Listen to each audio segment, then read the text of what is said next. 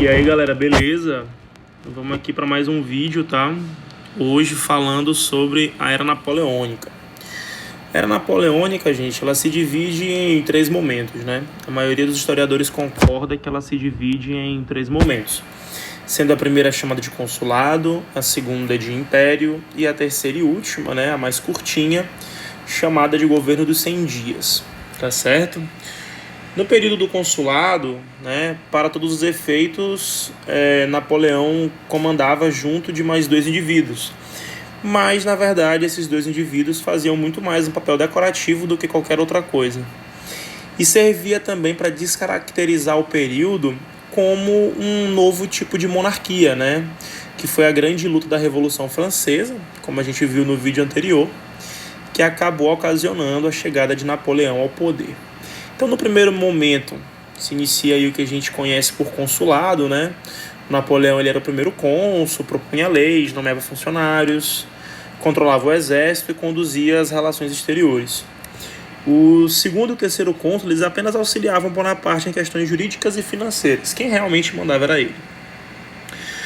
A primeira medida de Napoleão foi estabilizar os distúrbios na França e, consolidar a ordem burguesa. Em 1802, ocorre um plebiscito que permite que Napoleão assuma o cargo de cônsul vitalício e 2 anos depois, inclusive com a aprovação da Igreja Católica, por meio de outro plebiscito, ele torna-se o imperador. E nessa situação a gente tem um caos muito interessante, né? Relatos da época contam que o Napoleão, quando o Papa se direcionou para colocar a coroa na cabeça dele, ele se levanta na frente do Papa, pega a coroa gentilmente da mão do Papa e coloca na própria cabeça. E isso tem um peso simbólico muito grande, né? Porque na verdade ele está sinalizando que ele chegou ali sozinho, sem a ajuda da igreja. É válido ressaltar que nessa época é muito comum que reis, imperadores tenham a aprovação clerical para chegar até onde estavam. E o Napoleão ele quebra uma tradição, né? Demonstrando ainda mais o quanto ele efetivamente acreditava no próprio poder. Quais vão ser as ações de Napoleão enquanto imperador? Promove o Código Civil, unificando sobre o controle do Estado as leis da sociedade civil. É válido ressaltar que o Código Civil napoleônico vai ser utilizado como base em diversas outras legislações, inclusive na brasileira, depois que nós nos tornamos um império, um império independente de Portugal. Ele assegura a reforma agrária, essa realizada durante a Revolução, ou seja, ele a reforça, ele a mantém. Realizou uma reforma tributária, funda o Banco da França, principalmente com o intuito de controlar a circulação de capitais, e investiu no ensino. Lembrem-se que lá na Revolução Francesa se institui que o ensino até o primário deveria ser de responsabilidade pública, e ele também mantém isso, o que indica que ele adota tais estratégias justamente para não inquietar a população a iniciar uma nova revolução. E Napoleão ele tinha a pretensão de tornar a França o maior império do mundo, e ele quase conseguiu. A sua principal inimiga, a sua principal rival era a Inglaterra. Como ele já tinha tentado atacar a Inglaterra via mar e foi derrotado, afinal de contas é válido lembrar que a Inglaterra nessa época tem a principal marinha do mundo, ele foi derrotado na chamada Batalha de Trafalgar. Ele percebe que não vai dar para prejudicar a Inglaterra num confronto direto. E ele institui bloqueio continental. O território da Grã-Bretanha, gente, a sua essência, o seu cerne, ficava numa ilha. Fica até hoje. E ele decide cercar a Inglaterra maritimamente. Como? Cerceando, ou seja, cortando as suas relações comerciais através de um bloqueio continental. Ou seja, como ele tinha o controle terrestre, ele decide bloquear o acesso comercial até a Inglaterra, proibindo todas as nações europeias, de comercializar com a Inglaterra. Nesse período, inicia-se as guerras napoleônicas. Ele envolve-se em conflitos contra a Grã-Bretanha, a Rússia, a Áustria, a Prússia, entre outros estados, realizando uma série de conquistas. Foi um exército extremamente vitorioso e submetendo assim quase toda a Europa Ocidental. Quais vão ser as nossas duas primeiras consequências? Destitui diversos monarcas, substituindo esses monarcas por generais e parentes seus. E as forças napoleônicas tiveram muita dificuldade em vencer a Grã-Bretanha, como eu falei anteriormente. Inclusive, gente, sobre essa primeira consequência, ele faz isso em Portugal, depois que a família real é forçada a fugir, colocando no lugar do rei de Portugal seu primo ou irmão, se não me falha a memória, chamado José Bonaparte. Tá? Então ele decreta o bloqueio continental, né? Países aliados e dominados eram proibidos de comercializar com os britânicos, e o objetivo era enfraquecer a Grã-Bretanha e ampliar mercados. E aí, a Grã-Bretanha continuou comercializando com países da Ásia e da América, já que o alcance napoleônico maritimamente e no meio terrestre não era capaz de alcançar a América e a Ásia, por mais que vá influenciar outros movimentos, como a independência das Américas Espanholas. Mas isso fica para um próximo vídeo. E aqui a gente tem um retrato de como é que estava o Império Napoleônico em 1811, né? Ali o verdinho, a Grã-Bretanha, é o seu principal adversário. Aqui nessa cor meio salmão é o formato da França em 1789. Naquela parte ali com linhas vermelhas, né? São as conquistas desde 1792. Essa parte com linhas pretas são os territórios anexados ao Império, tá certo? Amarelinho, países e estados dominados por Napoleão. Esse meio lilás, estados independentes aliados de Napoleão. Tá? Ali a linha verde são os limites do Império Napoleônico. O rosinha é a Confederação do Reno, né? Aliados. O azul era toda a área do bloqueio continental, que, como vocês podem ver, não envolvia Portugal, né? Justamente porque Portugal, junto da Rússia, foi um dos países que quebrou o bloqueio continental. E por isso a família real é obrigada a fugir, com medo de um ataque do Império Francês em massa, tá bom? E ali nessas figurinhas de navios, pelo mapa, nós temos as bases navais britânicas, que, como vocês podem perceber, faziam uma espécie de cerco, né, na Europa Ocidental. E aí nós tivemos a desastrosa campanha na Rússia, né? O Império Russo não se submete ao bloqueio continental e, como consequência, Napoleão invade esse território russo em 1812. Tá? Eles utilizaram uma técnica chamada de terra arrasada, que foi repetida na Segunda Guerra Mundial. Foi assim que os russos conseguiram parar também o avanço do exército nazista, que consistia basicamente em oferecer um pouco de resistência quando a infantaria francesa avançava, e aí eles iam recuando. Nisso que eles recuavam, eles queimavam plantações, destruíam construções, e aí não tinha onde o exército francês se abrigar.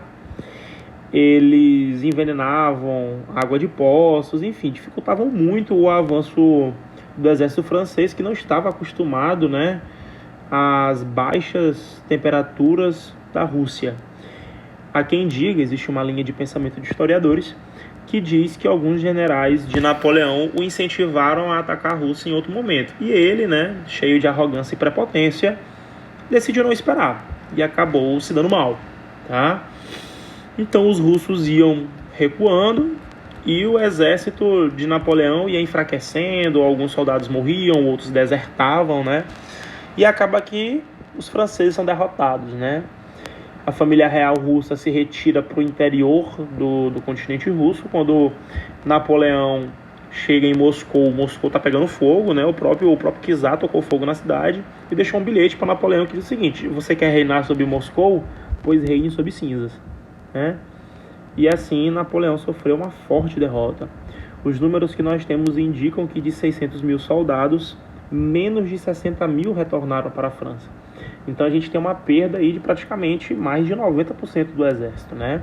É realmente uma derrota avassaladora. Como é que nós chegamos à queda de Napoleão, né? Ele é derrotado na Rússia, falamos há pouco. Existe uma campanha desastrosa na Península Ibérica, né? Falta de alimentos, se instaura uma crise. E aí, Grã-Bretanha, Áustria, Prússia, Rússia e Suécia se organizam numa coligação e vencem a França na Batalha de Leipzig, em 1813, né? Napoleão acabou se rendendo e renunciando com medo de que Paris fosse atacada e acabasse sendo destruída. Nisso, Napoleão assina o Tratado de Fontainebleau, abdicando do trono da França em 1814. Nesse meio termo, em pouco menos de um ano, né, o governo foi entregue a Luís XVIII, irmão de Luís XVII, que havia morrido na Revolução Francesa. Ele assegurou algumas conquistas revolucionárias, mas concentrou o poder nas mãos da coroa novamente, né? indo contra toda a luta dos revolucionários, né? E fazendo com que Napoleão tenha força para voltar ao poder novamente. Em 1815, Napoleão foge da ilha de Elba e reassume o trono com o apoio dos militares da população, tá certo? Afinal de contas, Napoleão até hoje é tido como uma das maiores personalidades francesas, né? Então, um dia, se vocês forem visitar a França, não falem mal de Napoleão, nem de Joana d'Arc, nem de Charles de Gaulle, que são hoje as principais personalidades francesas, tá? E aí ele volta para governar durante 100 dias, né? Ele ficou apenas 100 dias no poder, uma nova coligação é formada. Dessa vez, Napoleão leva a batalha para fora do território francês, a batalha acontece no território belga. Foi às margens do rio Waterloo, por isso a batalha ficou conhecida como a Batalha de Waterloo, onde Napoleão é novamente derrotado, né? Dessa vez ele é exilado na ilha de Santa Helena, onde vai falecer 6 anos mais tarde, em 1821. Para a época, Napoleão havia falecido de causas naturais, acometido de um câncer. Hoje, outras linhas de pensamento de historiadores indicam que ele foi envenenado, de pouquinho em pouquinho até falecer. Vocês poderiam me perguntar, professor, por que não matar Napoleão de uma vez? Por que não executá-lo? Porque ele serviria como Marte. Napoleão tinha muitos partidários. E matá-lo de maneira violenta ou que o expusesse à frente do povo não faria que ele servisse de exemplo. Faria que ele se tornasse um Marte. E a probabilidade da população se revoltar contra essa situação seria muito grande. E aí nós temos as consequências disso, né? O Congresso de Viena. Representantes do Império Russo, do Império Austríaco, da França, da Prússia, da Grã-Bretanha e de outros estados se reuniram no Congresso de Viena, onde os dirigentes das grandes potências decidiram o seguinte: reorganizar as fronteiras da Europa, que vigoravam antes de 1789, ou seja, devolvendo todos os territórios para seus respectivos monarcas que Napoleão tinha conquistado. Restabelece as bases políticas do antigo regime, né? Restaurando ao poder as monarquias destituídas por Napoleão, adotando de uma área do direito monárquico chamada de princípio da legitimidade. Decidiram também garantir a paz no continente por meio do estabelecimento do equilíbrio de poder entre os Estados europeus, né, uma espécie de paz forçada, né, que os incentivava a não entrar em conflito. Vai perdurar até o surgimento da Primeira Guerra Mundial. Vejam aí como fica a organização europeia após o Congresso de Viena, no ano de 1815, ou seja, volta a ser como era em 1789. E por fim nós temos a Santa Aliança. Em 1815, Rússia, Prússia e Áustria uniram-se na chamada Santa Aliança. Foi um pacto político-militar para garantir o cumprimento de medidas aprovadas no Congresso de Viena, combatendo as revoltas liberais e a ascensão de poderes e de governos republicanos. A Grã-Bretanha, interessada no comércio com as jovens nações, não aderiu à Santa Aliança, mas a apoiou em diversos momentos. Além disso, também foi a maior favorecida comercialmente pelas resoluções do Congresso de Viena. Afinal de contas, o bloqueio continental deixou de existir e a Inglaterra voltou ao seu papel de grande potência, onde permaneceu até o fim da Primeira Guerra Mundial. E houve uma explosão de movimentos liberais e nacionalistas na Europa e de emancipação na América Latina, que vão resultar no forte contexto de independências que nós estudaremos futuramente, tá certo? Por hoje é só, pessoal, tá? Abração, bom dia ou boa tarde, dependendo do horário que vocês verem esse vídeo, tá? Espero que logo nós estejamos todos juntos. Grande abraço.